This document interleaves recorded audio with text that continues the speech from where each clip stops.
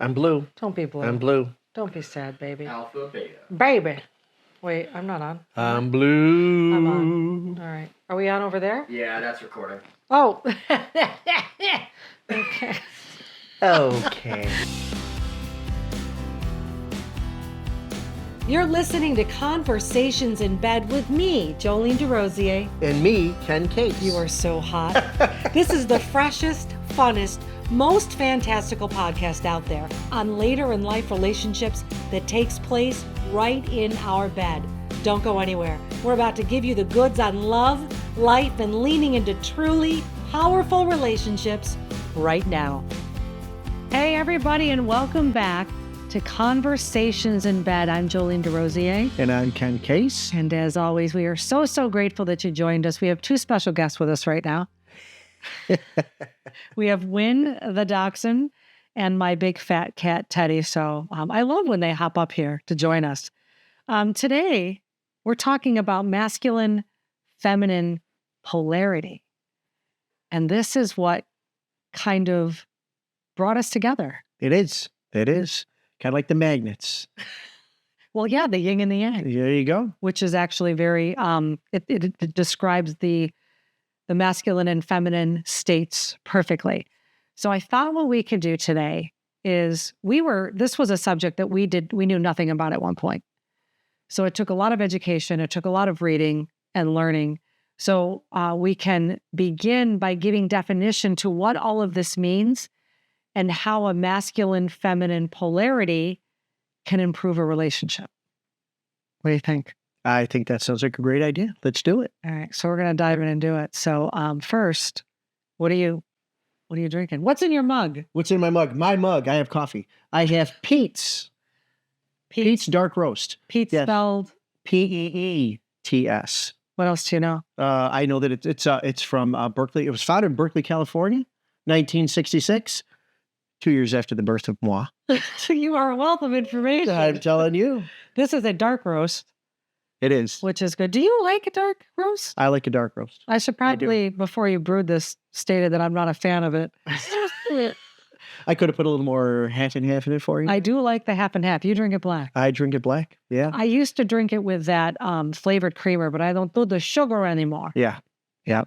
Oh. You got enough sugar going on. Oh my God, I don't do that anymore. Oh, baby. Are you saying I'm sweet? I am. So sweet, as a matter of fact, that I have a question for you. Oh, okay. Yes. Let's see. You're going to have to dig deep on this one, I think. So this is going to be pretty wide open. On our first date, what is one memory that sticks out for you? And that's going to be tough. There are so many. Like I said. All right.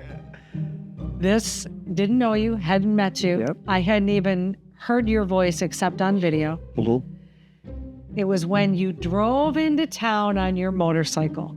It is still in my brain. I was like, I didn't even see your face. You had a full helmet on. You were on a Harley. You were in blue jeans with black boots and a black jacket and a black helmet. I was like, I love the way you were built. And I just want to extend the memory. Once you parked and you took your helmet off and I walked up to you, I knew immediately you were just so kind and so unassuming. So it was really, really nice to have that first moment of you just be this sexy guy that came in on a motorcycle and took me out to dinner. Yes. What about me? Yeah. So again, so many memories of that we've talked about. But one of the things that really sticks out, I'm going to expand a little bit too. So when we finally got to dinner, we finally went to the place we were going. How outgoing and you just engaged the wait staff and our waitress. We were the only ones that were there at the time, but you just made it so fun. And so just cracking jokes, and you told her we were going to be her favorite couple, and well, we were the only couple there at the time. So you were not lying about that. But one of the things I think about often is you ate off my plate. on our first date. Yeah, remember you had the meatloaf, I had pork chops, and I think I said, "Help yourself if you'd like some." And you reached right over and boom went. And I thought to myself, there ain't no way I'm passing up the opportunity to eat off of yours if you just ate off of mine. So that's kind of one of those things. That's a good icebreaker, I think. It sure was. Yeah. You always said I made it easy, and I wanted to because, gosh, meeting someone for the first time that you don't know, that you have to go on a date with, Yeah. and you don't know. But yeah, you were easy too. Yeah. And I was so uncool. We talked about it. We talk about it now that you weren't even sure if we were really on a date. Sitting here. Well, I mean, not to go too far off topic, but I was expecting at the end of day one for you to ask me out on date two, and you didn't. You were so focused on getting the bugs off of your helmet. And I was like, keep bye. And down the road I went, and I called my friend Celeste, and she's like, how'd it go? And I'm like, I don't know. I don't know if we were on a date. I thought we were on a date. Yeah. But we were. Yes. And there were hints, just in my defense, Yep. there were hints dropped during dinner about getting a phone number and about taking you to another restaurant and other things. And then we did talk about that the next morning. Yeah. Actually. So Yes. Here we are. Here we are, baby. Here we are. So let's dig more into what brought us together. Mhm. It was, you saw me on TikTok. I was talking about wanting to be more in my feminine. Yep. I had no clue what it was about. I just knew I existed in this wounded masculine state, Mhm. which means I operated with a more masculine energy, the way I moved, the way I spoke, everything. And I knew that without understanding polarity, which we're going to dig into. I just knew I was in protection mode, and we'll get into that. And I did more and more videos. I learned more and more. I was blessed with a course from Love Coach Lynn, which is at Love the Feminine Way on TikTok. Learned more about the divine feminine. Really great community out there that helped guide me and continues to guide me. David Lee and Paige Lee as well. Very grateful for their guidance, learning every day. And the reason you and I decided to start this podcast was to help other people understand it because it's a game changer. Mm-hmm. It changed our dynamic, our relationship. We have, as we talk about, what we've always wanted. Mhm. Open communication. Our producer that's here is a lovely friend of mine. He's very young, but I'm just going to say it. An incredible sex life.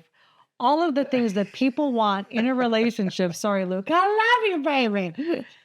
But that's, we make different choices. I don't want to get too far into the weeds, but we make different choices.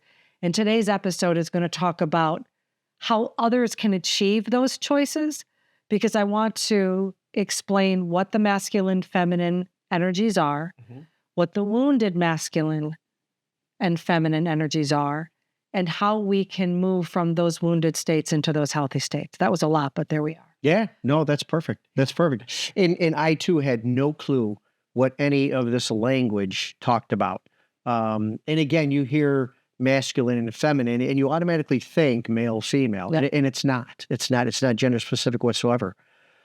But as you dive into it, and again, you introduced me into it, and then I started doing my own research because I really wanted to know, because I really wanted to get to know you, right? So you were kind of laying a roadmap to you, and I wanted to take that GPS and follow it, follow it to the final destination. So yeah, learning about the wounded feminine and being in your healed masculine. So maybe we talk about the healed first. Yeah. I think. Yeah.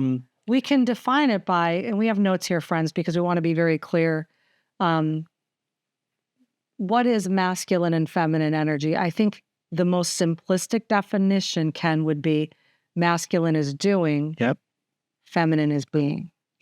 Yep. Masculine, being more logical, being more task oriented, taking care of business, in all aspects. And so that would be, the healed masculine, and healed feminine would be more intuitive and compassionate and empathetic. Yeah. And it's characterized by being, as we said. And when they're balanced, there is a better harmony in relationships, in romantic relationships especially. It seems so funny to use that word romantic, but loving relationships, coupled experiences, I think there's more harmony and fulfillment, and we can talk about why that is. But when you're in the presence of a woman who's in her creativity, in her intuitiveness, and trusts that intuition, she's nurturing, she's soft. If you go back in my TikTok history, you see a woman who is very angry. I mean, I'm not spewing that anger in my TikToks, but even my edges on my face were harder. The way I moved was harder. Mm-hmm. And we're going to dig into why that was, because I was existing not in a healthy feminine energetic state, but a wounded masculine state. And that has to do with a lot of childhood trauma. And I'm going to be so vulnerable on this podcast and talk about things that I haven't talked about yet, that I have learned contributed to me being in that state. And then how I existed in that state in my relationships, including my marriage, and why that ended. And you existed in a wounded feminine state. Right. Yeah, I was in that wounded feminine state, which again, I'm going to go back and think a lot of men are existing in that state without knowing it, without realizing it, because what does that look like? It looks like coddling and not giving into, but leaving decision making up to your partner, Right. because we've always been taught, or we've always thought, or through our upbringing, most of us at least, that you want to keep your partner happy. And I'll just speaking strictly heterosexually, the female happy. So, and again, plug your ears. We hate this term, but happy wife, happy life, right? So where do you want to go to dinner? What do you want to do? Leaving all the decisions up to them and just going for, and just being comfortable with doing that. When in reality, what you really want is make a decision. Yes. Please make a decision for me. We want you to. Just take it, just make that decision and do it. And again, being in the wounded feminine, some more of the traits would be, people pleaser. yeah, people pleaser, absolutely. People pleaser. Doormat is one that I like to use, and just all those traits that are low self-worth. Yep. Almost dismissive of yourself. Over apologizing. Yep. Over apologizing. Yeah. You've gotten so much better, but definitely all the time, right? Yeah. I'm sorry. Yeah. And we talk about it now, and it's like, and I've come to the point where it's like, I even tell people this at work: you don't have to apologize if you didn't do anything wrong. Right. Yeah, we did. So that was the wounded feminine state, and living in that. And I think a lot of men live there, and that's what I'd love to be able. We have kind of flipped the script, and I'm so new at this, but even the little bit that I've scratched the surface, wow, what a difference! Yeah, what an amazing difference. I see it in you. I think you see it in me. And again, you're right when you said, I think in the last podcast, it's not just having doors open for you, and it's not just me opening a door for you. There's more to it than that. The leading portion of it. And by leading, we're not talking controlling or anything like that. There's a complete difference. Mm-hmm. So yeah, that's the heal, or I'm sorry, that was the wounded part that I was living in. See, it gets confusing when you start talking about I know there's a lot. But yeah, that's where I was living. And then I learned that's where I was living. And in order to, knowing that you wanted to get out of your wounded masculine and get into your healed feminine, and I wanted to get out of my wounded feminine and get into my healed masculine, what a better opportunity for somebody that I saw, that I was attracted to, that I really, really took an interest in, and thought that, and then again, diving in like we did in our last episode about the parallel paths we traveled, we just hadn't crossed yet. Yeah. So you're talking about in your marriage, you were in the wounded feminine. Mm-hmm. In my marriage, I was in the wounded masculine. There's almost a danger when you think about it, that we come together and we could very easily still exist in those states and have a repeat. of what we did when we were married, but we don't because it's a conscious effort daily. And it's work and it's conversations and the willingness to learn, and we'll get into it in future episodes, learn to change the language, you know, and not be aggressive and angry and forceful. So when I was in my wounded masculine, that's what I was aggressive, angry, forceful, manipulative. Things were ego-driven. It had to be my way. I was controlling. I had all the answers. You can't do anything right. Can you imagine living with me like that? Yeah. That's awful. Right. And my partner is a lovely, incredible man. He was in his wounded feminine, and no matter how wonderful someone is, he would say great things about me. But when we were in that dynamic, it was awful. It was explosive. It could get pretty high intensity sometimes. And neither one of us understood what we're talking about today. And it was the downfall, as it was with yours. And we'll talk about that. I think it would be great for you to share your experience and I can share mine. Because the most popular wounded dynamic out there is a man in his wounded feminine and a woman in her wounded masculine. And again, my loves, this is not gender specific. Because as we continue talking about growth and healthy relationships in this episode and further episodes, I have a masculine energy that will come out often with my work, but it's the healed. Exactly. You'll have healed feminine, you know, so we'll dig into what polarity means, I think individually, and then as a couple, as one unit. Yeah. Yeah, and I think it's important to recognize also, which I'm sure we'll get into, that both partners have to be on board to make it work. You can't will it upon somebody. You know, your partner, if they don't know about it, or if they're not willing to make that change. But you know, we can talk all about that. And we were just so fortunate that when we came together, I think we were both on the same path. Yeah. And we really collided at the same time, at the perfect time. Oh, our song is How We Days Collide. I didn't plan that, but yeah, you're right. Yeah. Yeah. You know what we can do is, for clarity for our audience, why don't we just take a minute to talk? And if you've got a pen and paper, obviously, if you're driving, don't write this down, but you can also refer back. Let's just give them a few traits of the healed masculine, some traits of the healed feminine, some traits of the wounded masculine and wounded feminine, just a little bit more than we did. So why don't you start with some traits of the healed masculine? What does that look like? Yeah, healing masculine energy. It really looks like it's somebody who's focused and confident, powerful, authoritative, and not in a bad way. You know, not in a pushy way. Resolute, humble, I think is pretty important. You know, they hold space for their partner as opposed to you know, always wanting to be involved in fixing and everything. It's just being able to hold that space and let them talk. Strong mentality, consistent, taking action. I was going to say, give me the big one. Yeah, taking action. Boy, what a huge one that is. What does that mean? Taking action, in a nutshell, if you say you're going to do something, do it. Baby. Baby. You know, and I learned that, right? And that's really what it comes down to. Can we I just want to just say one thing about that that's super important, because I know the ladies out there will relate to that. Yeah.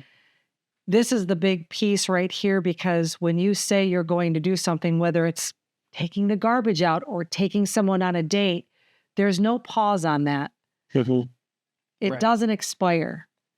Did I say that right? It happens immediately is what I should say. And not like instantly, but it's like, if you say, you know what, today I am going to take you on a walk.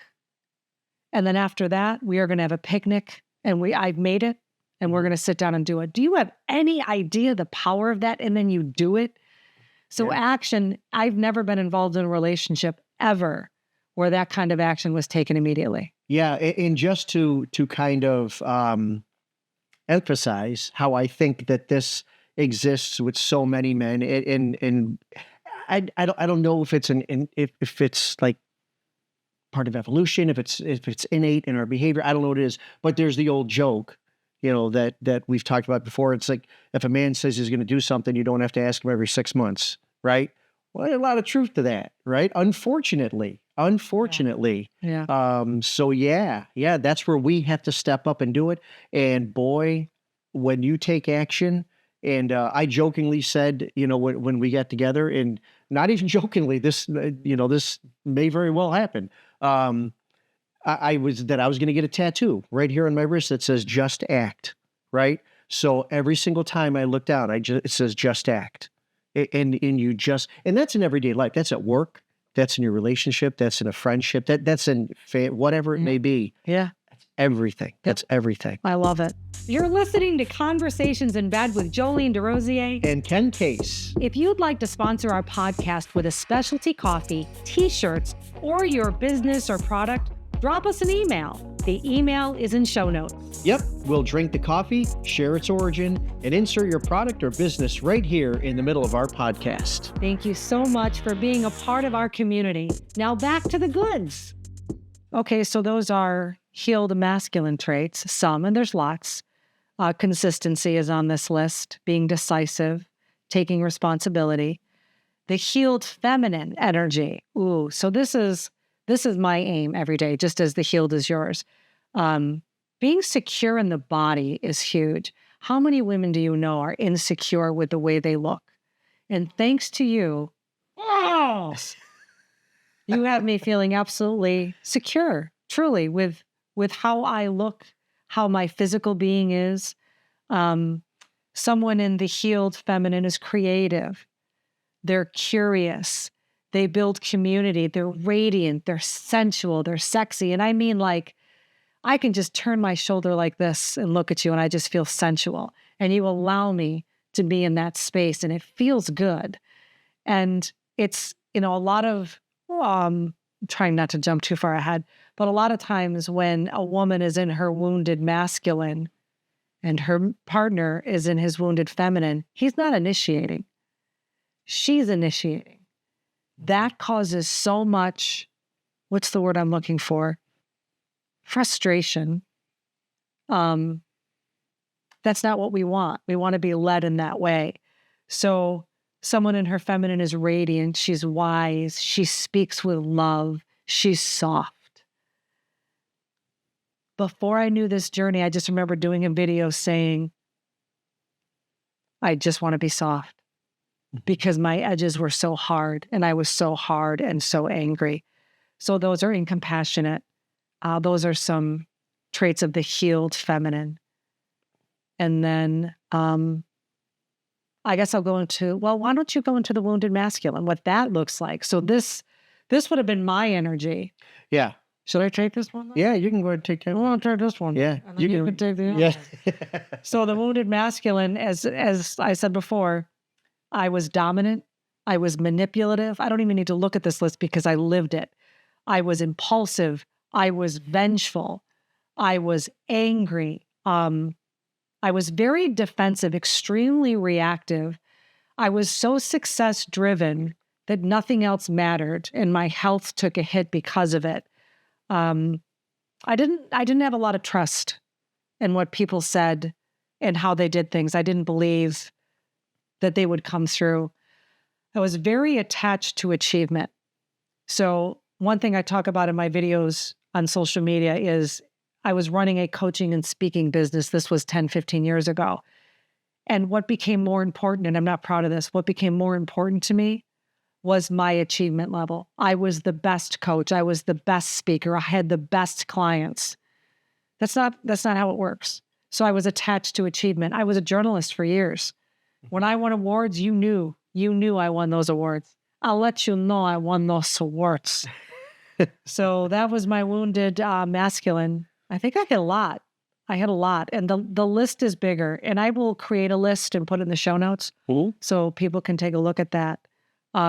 So you were in the wounded feminine. What are those traits? Yeah, and looking at these traits, it's same thing. You can relate, or not you. I can relate to these. Not knowing what any of this meant, but things like low self-worth, afraid to speak up, easily attached, because you wanted that feeling, that sense of being wanted, or being needed, um, holding a grudge, um, emotionally unavailable. People pleasing is huge. Yeah. People pleasing is just gigantic when it comes to all that. Um, Disorganized. Um, Mm. you know, um, Self-shaming is on there. self-shaming. Oh Wow. boy, self-shaming. Absolutely. Um, Victim mentality. Victim mentality. Yeah, yeah. Over apologizing. I mean, that one really sticks out. Over apologizing. Yeah, I mean, all that stuff. And again, we'll put the list in the notes, and you can just tag into those and look at them and say, I had no idea. I had no idea. Yeah. But they all fit. They all fit. Yeah. Take a look at the list and decide, because what you're going to discover as we continue this journey is where those wounds are, is where everything's going to make sense to you. Why you respond the way you do is going to make sense to you. Why you have the relationship dynamic that you do is going to make sense to you. So here's what I'd like to do is, this will be interesting because we were both married to different people.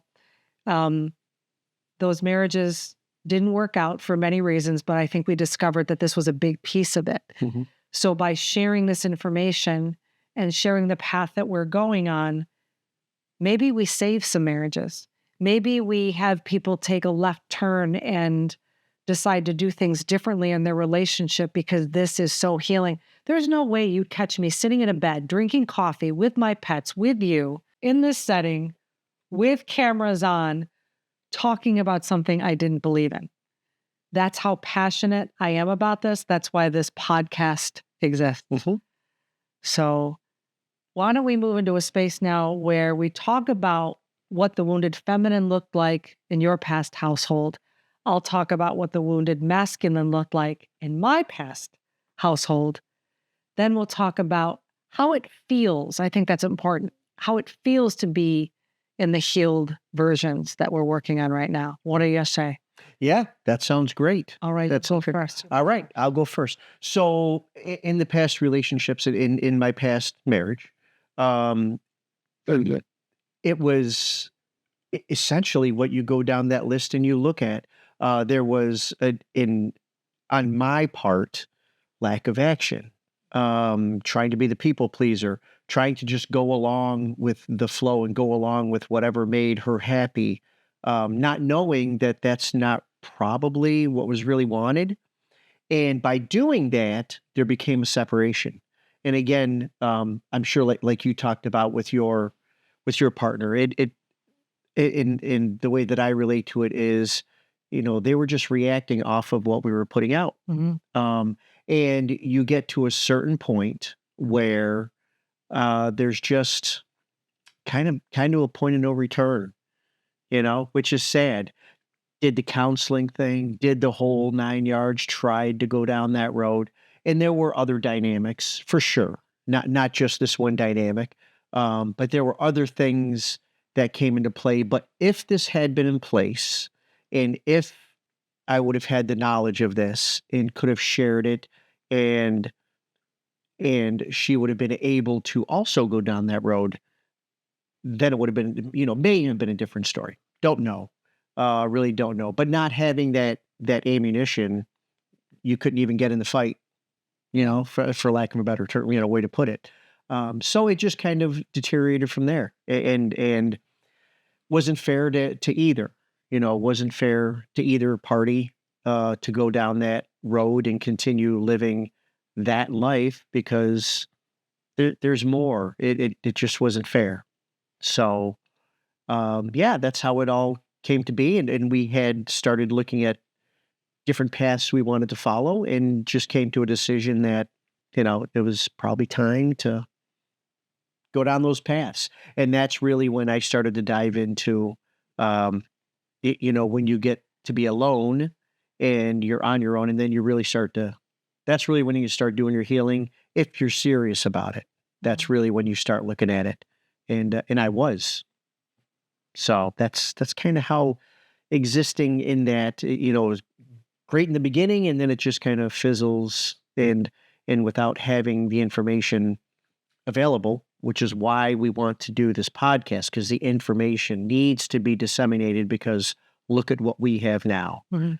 But that's really how it kind of went away. Yeah. So your story may be similar. I don't know. You know, some of it. I know some of it. Yeah. Yeah. Let's. Well, I think it's the same. It always starts out in relationships. You put forward the best version of you, and we did that. So for me, the wounded masculine looked like, and it happened fairly quickly. I would ask for things, and action wouldn't be taken, and so I would react in a very aggressive way. I would manipulate things so that they would happen in my favor. I would take absolute control, and I never wanted to. And even when I would express, I don't want to be in control, he actually didn't believe me. He really thought I wanted to be. And he was very kind. He's a very, very kind man. We just didn't understand the dynamic. So I became very anxious, which is actually a wounded feminine trait. So you can have both. And I just want to reiterate, I was primarily wounded masculine, Mm-hmm. and moving into a space where I am primarily healed feminine. And I still have miles to go. So super glad we're doing this, because what makes this podcast unique is people can go on the journey with us, and we can continue to share information about these kinds of things and more. But it also looked like, when you talk about taking action, when the action didn't happen, quote, fast enough, then I would step up and take action. So I was the manager of my household. I was planning the trips. I was planning the dinners. Every single action was mine. I was initiating in the bedroom. And it got to a point where I was actually repulsed by what was happening. The energy was repulsive to me. That's a very, very strong word. But it's true, and you can't exist in that kind of dynamic. And I know there's people listening to us right now, both men and women, going, oh my gosh, I can relate to him. Oh my gosh, I can relate to her. And what happens is, you just said you went to couples counseling. So did we. We went through 3 marriage counselors. Mm-hmm. And none of them satisfied me because I was in control. It didn't fix it. And you know why? Because it's not to be fixed as a couple. It's to be fixed individually. So the advantage that we have is that we were both in a space where we were divorced and living alone, and made the choice, without knowing each other, made the choice to heal, made the choice to be better. Where did my anger get me? It didn't get me anywhere. Mm-hmm. Didn't serve me at all. I didn't want to be angry. I wanted to be soft. So I had probably 5 or 6 years where I took a deep dive. And you know what the best part is I thought I'm healed, because I wasn't reactive anymore.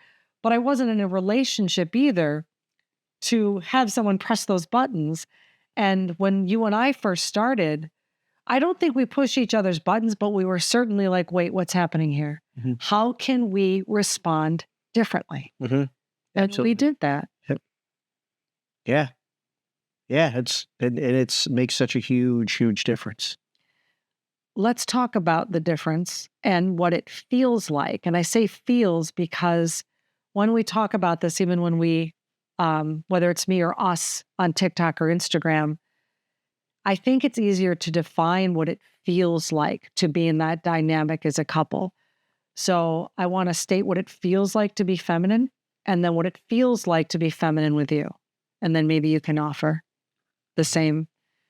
So what it feels like to be feminine to me is, and you asked me this the other day, and it was such a great question.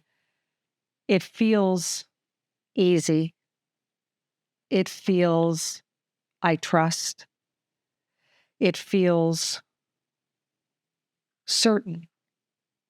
It doesn't feel angry. It feels easy. Ease and flow is feminine. There's ease and flow. What it feels like with you is I can sit back a little bit. because I'm not making all of the decisions. I don't have decision fatigue.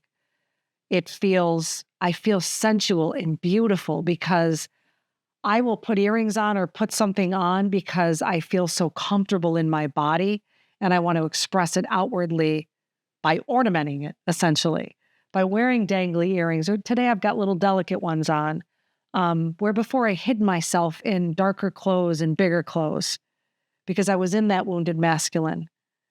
And, one thing I want to talk about, Ken, in later episodes is how I ended up there, because it wasn't in my marriage. It showed up in my marriage. It didn't start in my marriage. I think that's really important that we discuss that, and we'll do that in another episode, is that this goes back to when I was a wee one, and we have to look at that, and we have to be able to look at those things and say, okay, so this happened. I'm not going to dwell on this, but I'm going to recognize it and heal those wounds, because then I can show up in a dynamic like this with you as a healed version of me and give you the best of me. And then I will feel soft and you just make me feel beautiful all the time. You make me feel beautiful. Yeah. How about you? Yeah. So it's to feel, well, to go off what you had said, to be in your masculine. So when I started to take that journey and started to go down that road, and doing things more decisive and taking action and just feeling more in tune with myself. I think I told you, it's almost like you walk into, I could feel it. I could feel an energy when I walked into a room. I felt bigger, right? And that's not to sound conceited or anything. I just felt more confident. This coming from a guy who's 5'5", and I felt taller and I felt better. And I didn't want to hide in a corner. And I wasn't afraid to speak about things that I knew about. And that could be many, many different things. Whether it was work or, I have some knowledge about some stuff, but I would always hide in the back and I would always not offer that stuff out. And I just became more confident, quite honestly, feeling that way and feeling more in touch with myself and just being happier with myself. And there were health changes that took place also. There's no doubt about that. And we'll get into that stuff also. I'm sure at a later time that contributed to so much of, the past also, but getting out of that and really being healthy and dealing with all that stuff. And being in my masculine with you make it, I've said it before, you make it so easy, to do because you don't care.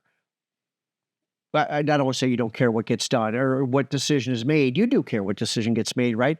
But you're just happy to have a decision made. Yeah. So yeah, just to be able to make those decisions and to be freed to be able to do that and not have to, quote, walk on eggshells type of thing.